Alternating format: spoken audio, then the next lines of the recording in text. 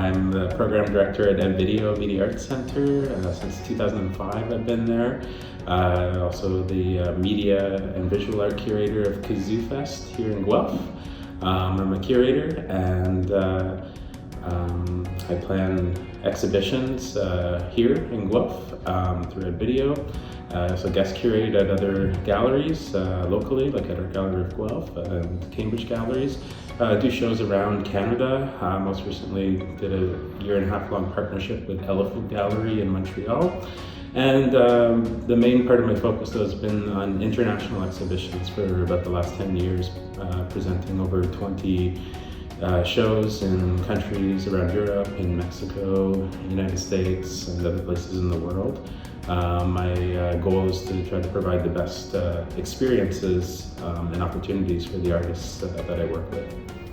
Hi, I'm James Cooper. I'm an emerging filmmaker in Guelph, Ontario. Just graduated from the University of Guelph with a theatre studies degree. Now I'm putting it to use in a digital format.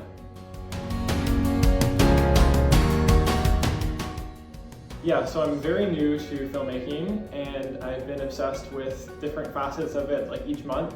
Lighting design, sound design, and my latest thing was writing and directing and producing my own projects, starting with my first short film just before and after lockdown.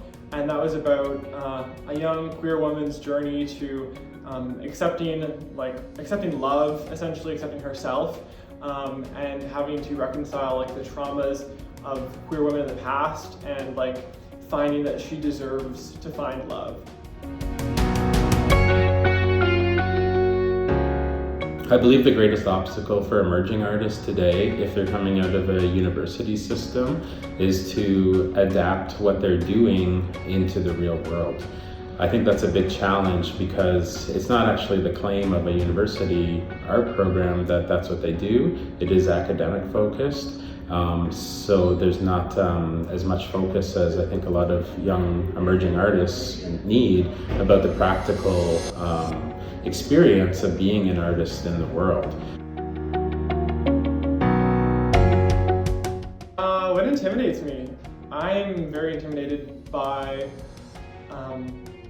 all of the directions. There are infinite possibilities. I'm so fascinated with all these different options in front of me, and I guess just finding that voice, finding a clear voice and a clear direction, I guess. Mainly starting when I was in high school, my art teacher was named Julie Burnett, and she actually went to the University of Guelph in the 1980s and really opened up my mind to other ways of thinking about contemporary art beyond drawing and painting and traditional subject matter, really introducing me to more avant-garde, contemporary art, conceptual art, performance art, things like that, and it really stirred up my imagination as a teenager and made me realize I definitely wanted to pursue contemporary art.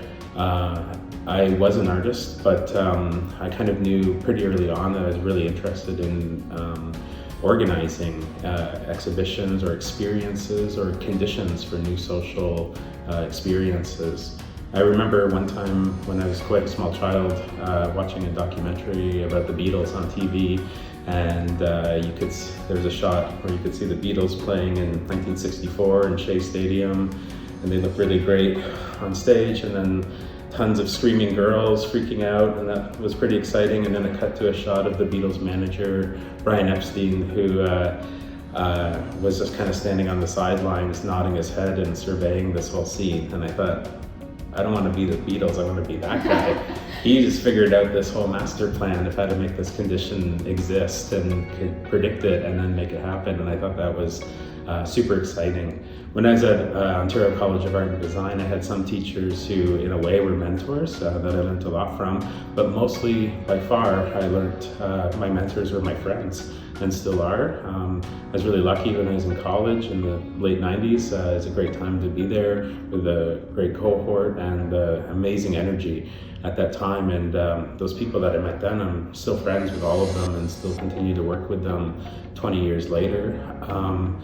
And to this day, the main source of my inspiration are my friends and the artists I work with, even people from other disciplines like music anyone who's really passionate about what they do is sort of an inspiration. They draw on a lot of ideas from them, even though they probably don't know how inspiring they could be to me.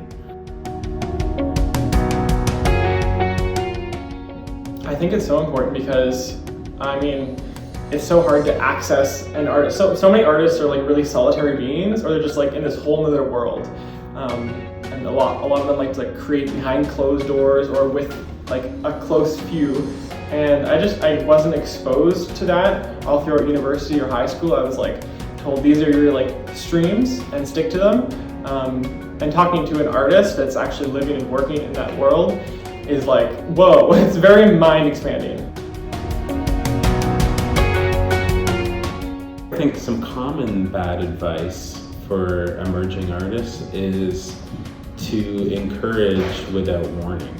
I feel like it's almost immoral to just blindly encourage, especially young artists, to pursue art as a career without some pretty serious disclaimers about what that involves, how hard that is to do, and without arming them, I suppose, with the real practical tools they'll need to do that.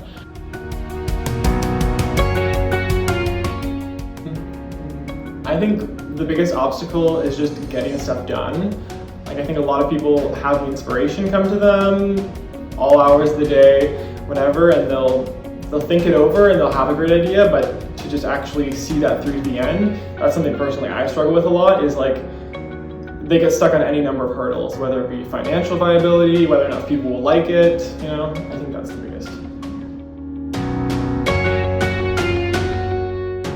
This first short film I did actually was a really collaborative process.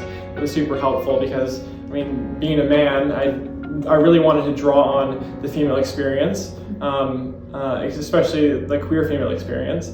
So I collaborated with the actors, and they helped often writing the lines, blocking the scenes. And yeah, I feel like collaboration is super useful in art, especially filmmaking. If you're going to be making anything where you don't have that direct lived experience, that you really need to be working together with people and not just like forcing your perspective on them, you know? One of the major challenges for contemporary artists and arts organizations in Guelph is the historic lack of funding and support by the city. Guelph, this is a thing I've been thinking about for 15 years and studying, and many people in Guelph don't realize how dreadfully low the support is here for such a creative community. There's a lot of energy here and a lot of different genres and people doing great things in somewhat quiet ways. It's an amazing human resource for a city the size of Guelph to have, yet it's not really celebrated and definitely not supported very well. For example, there's no grants for individual artists in Guelph, and many other cities support artists that way. The city purports that it wants arts and culture to thrive here and see it as a tool for tourism, yet it's not, I hesitate to use the word funded because it's not invested in as it is a way to do all those things. And especially now with the downtown sort of not in a great state. Many vacant stores and more businesses closing. Potentially art could be the key to bring life back to downtown.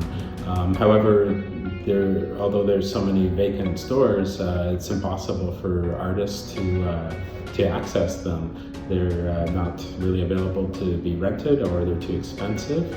But it would be fantastic if there's a revision in the way art and culture is thought of, instead of as a direct tool for tourism, as something that's a healthy thing for a community to do in the first place. Not for people to visit and see, but for people here to actually be a part of. And that's something that's almost gone.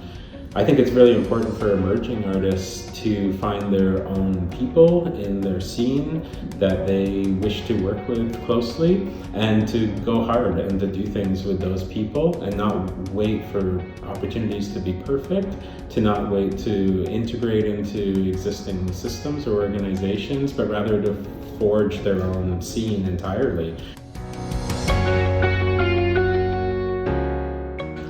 I became a mentee to help me struggle with like a lack of confidence in feeling real as an artist, to have some direction, to have someone affirm my ideas that were good ideas, and to help steer me towards a path that could be a viable career.